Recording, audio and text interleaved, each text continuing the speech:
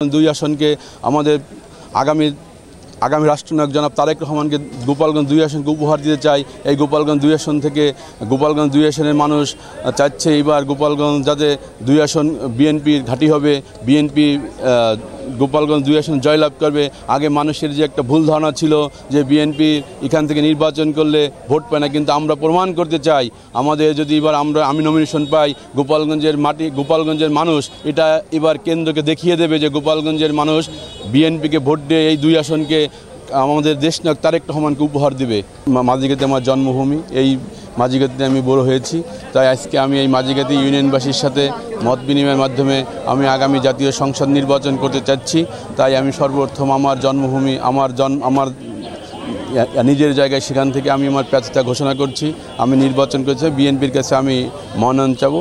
আমি যদি বিএনপির কাছ থেকে মনোনয়ন পাই, ইনশাল্লাহ আমি গোপালগঞ্জ 2 আসনে ভালো রেজাল্ট করবে এবং ইনশাল্লাহ আমি গোপালগঞ্জ 2 আসন থেকে এমপি হব, এই আশাবাদ ব্যক্ত করছি। আর আমি যদি নমিনেশন পাই, যদি বিএনপি ক্ষমতায় আসে, মাঝিগাতি ইউনিয়নবাসীরকে আমি সর্বাত্মক সহযোগিতা করব।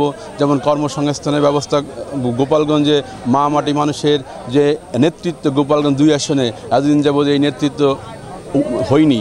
আমি আশা করি আমি এই অঞ্চলের মা মাটি মানুষের ছেলে সন্তান, এই সন্তান যদি বিএনপি ক্ষমতা আসে, আমি এই অঞ্চলের মানুষের কর্মসংস্থান, মানুষকে স্বাস্থ্য সেবা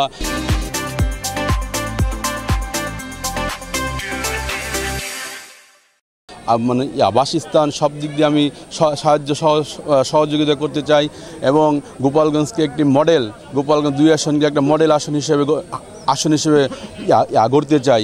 এই ব্যাপারে যা করা দরকার, সন্ত্রাসমুক্ত, মাদকমুক্ত, দুর্নীতিমুক্ত গোপালগঞ্জ 2 আসনকে আমি দেখতে চাই। এই ব্যাপারে আমি সর্বোত্তক চেষ্টা করব। আর এই জন্য আমাদের গোপালগঞ্জের 2 জন কেন্দ্রীয় নেতা আছে, জনাব সেলিমুজ্জামান সেলিম ভাই এবং SM জিলানি ভাই, তারা সর্বোত্তক সহযোগিতা করবে। তাদের মাধ্যমে আমি এই গোপালগঞ্জের 2 জন প্রার্থীর কথা বলছেন, এরা সুসময়ের বাঘ।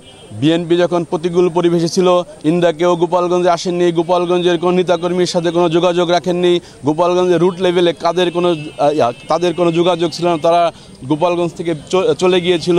আপনারা জানেন MS খান মঞ্জু সেই গোপালগঞ্জে বিতাড়িত হওয়ার পর সে আর কখনো গোপালগঞ্জে আসেনি, গোপালগঞ্জের বিএনপির নেতাকর্মীর প্রতি কোনো খোঁজখবর রাখেনি, গোপালগঞ্জের বিএনপির কারো দিকে তার কোনো নজর ছিল না, তার কাছে গেলে সে কোনো সহযোগিতা করে নেই, সে ছিল গোপালগঞ্জের প্রতি বিমুখ।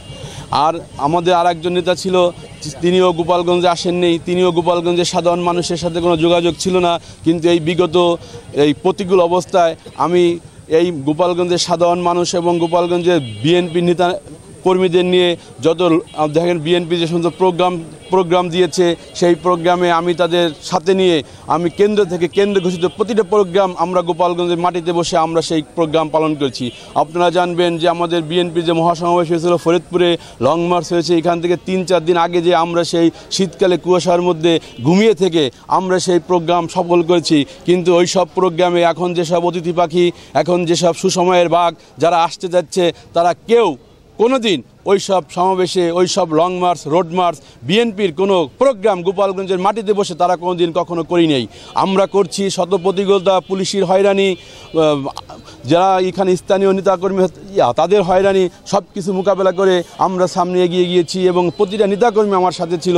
গোপালগঞ্জের জেলা বিএনপি, থানা বিএনপি, পৌর বিএনপি, ছাত্রদল, যুবদল, শ্রমিক দল, স্বেচ্ছাসেবক দল, আপনারা সবাই জানেন, সবাই আমার সাথে আছে এবং তাদের পাশে আমি ছিলাম বিপদে, তারাও এখন আমার পাশে থাকবে ইনশাল্লাহ। এই